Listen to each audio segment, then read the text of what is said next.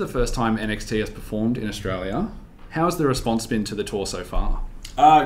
Great. I know that NXT used to be on the Foxtel channel, Fox 8. I don't believe it's on there anymore, but it just kind of shows how much NXT has grown as a brand. You know, we're a third brand now. You know, Raw, SmackDown, NXT. So, no, it's been great. Everyone knows everyone, which is also a great thing. You know, I'm getting very warm welcomes from the Australian audience, which is great.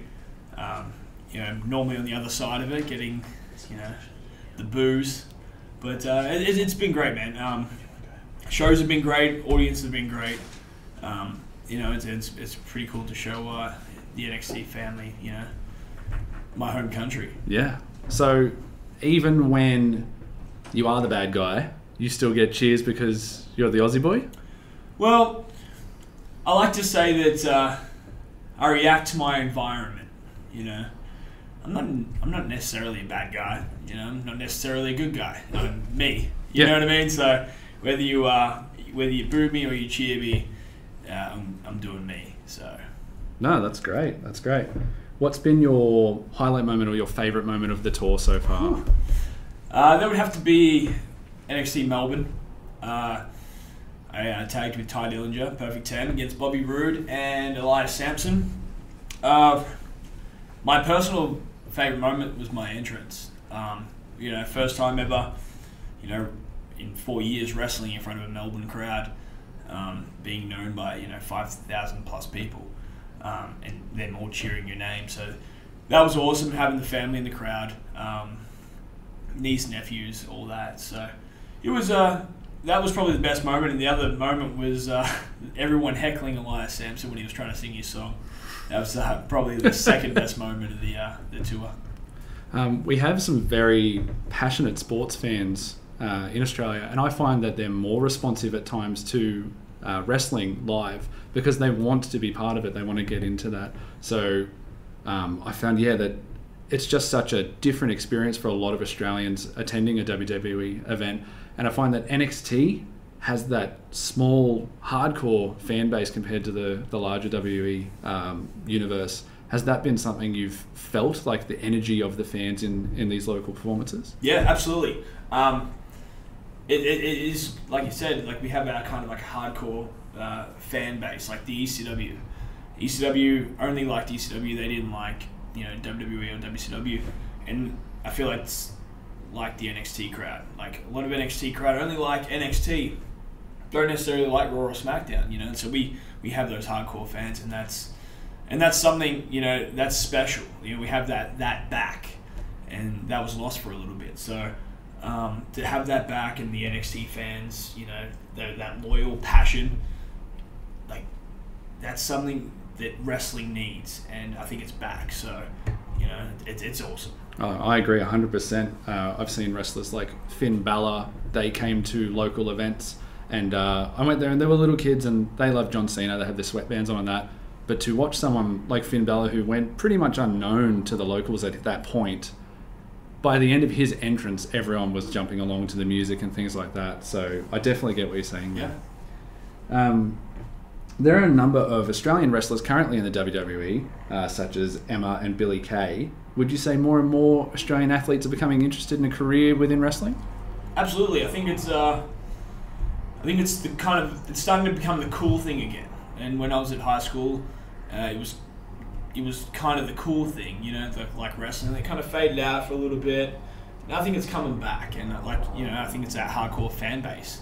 It's the cool thing. NXT is the cool thing. So, at the WWE Performance Center, we have athletes from all around the world. We have, MMA fighters. We have bodybuilders. We have other, wrestlers that have worked the independent scene around the world. So we're very diverse when it comes to athletic backgrounds and stuff. So absolutely, anyone from anywhere around the world, people want to be part of NXT. Yeah. So it's a good time. Actually, you touched on diversity in wrestling nowadays. Are there any extra challenges in working a match with a non-English speaking opponent? I've noticed you've wrestled a lot of Japanese wrestlers. Yes, my kryptonite. That's what I like to say. I can't beat the Japanese for some reason, but it's a challenge, but it's a fun challenge. So, you know, like a lot of people might not like that challenge, but it's fun to me. Like doing something outside the box. You know, I've wrestled, like it's different everywhere you go, whether it's Australia, whether it's in Japan, America. Like everyone has like a different style, a different set of skills. So every time you work someone from England, Australia, America, Japan, you pick something up, and that's the fun part, learning. You never stop learning. No, that's great. So what was your experience like coming from a non-WWE promotion into the WWE? Did you have to change certain moves in your repertoire? Yep. There's strict policies on certain moves performed in the WWE. Obviously, because we watch, you know, we've grown up watching, you know, the product, WWE. So you kind of emulate what you watch and who you're a fan of. So whether it's, you know, Shawn Michaels, you know, you kind of take what you like from him and you kind of add it to your own thing. So kind of once you kind of come to the WWE, you kind of have to reinvent yourself and get your base. I should probably say you gotta get your base. So, you know, people that watch me try and emulate me and might do my things, but you know, if they get here, they're gonna have to, you know, find themselves, and that domino effect. It just make its way down. I have to say, I find it very hard to believe that someone can do a superplex into another rolling suplex straight away, like I witnessed you do. So if someone is going to try and emulate you, they've got a pretty high standard there. Well, yeah. I'll give it that one. So you feature in 2K's WWE video game. You made your debut in 2K16. Yep. But yeah, you feature in the current game as well, WWE 2K17 as well. How involved are you in the process of becoming in the game? Yep. A fair bit. Like, so what you see in that video game is me, absolutely to the T. So they came out down to Full Sail during a TV taping, and they basically took photos head to toe on all my gear. You know, hands, back of my boots, everything you can imagine. They've taken a photo of, facial expressions, whether I'm mad, whether I'm happy, with my mouth open, like making angry faces, all of it. So in that video game, like I've played it myself, and they're the faces I make.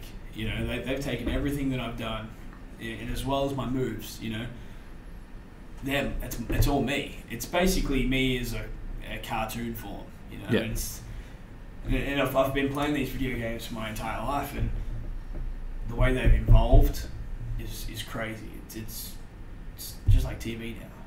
Yeah, this current entry in the franchise is such a huge leap forward. There are so many more animations. The fact that you can taunt your opponent to get up, you can taunt your opponent when you're against the ropes. There's just so much more that you can do. It's really quite incredible to see how well they pick up the nuances of people and their habits. You might not even know some of the things you've done in ring until you've seen it reflected in the game. I've actually been reminded of some of the stuff that I've done in the video game. I was like, I saw a move down, I've gone, oh, that's pretty cool. Hey, wait, I've done that once, you know, and they've picked up on that. So that's a cool thing. And, you know, and just the entrance, the way my hair moves, you know, the way that I kind of like bob and weave and all that. So it's very accurate. Yeah, it's fantastic. One thing that amazes me, you're the first Australian to hold a belt in the WWE. Correct. How does that accomplishment feel? Huge honour is probably the only word I can really describe. You know, WWE's been around, like, you know, wrestling's been around for so long. And, you know, like there was Nathan Jones, there's been, you know, Emma. And, you know, I was the very first. And that's in the record books. No one can ever say that never happened. So, and I did it with a good friend of mine. So it was, you know, we travelled a lot, and it was kind of like, you know, it was all kind of worth it. It was, you know, we're set in history now. Yeah, that's amazing. Lastly, back to any Australians who are looking for perhaps a career in wrestling, what advice can you give them?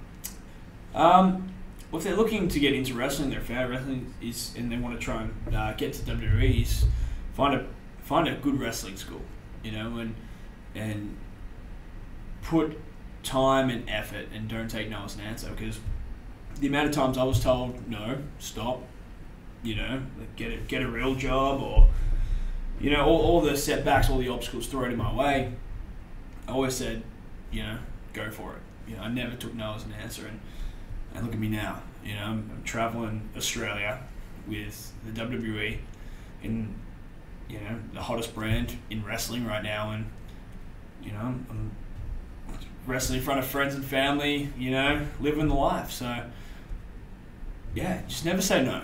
That's the only thing I can really say. Just keep going forward and make things happen. Yeah, fantastic. One question. Yep. Crazy favour. Can I cop a chest chop from you? Probably not. No? That's fine. I can edit that out. I'll get one. Awesome. I won't jump the barrier tonight. Appreciate it. All right.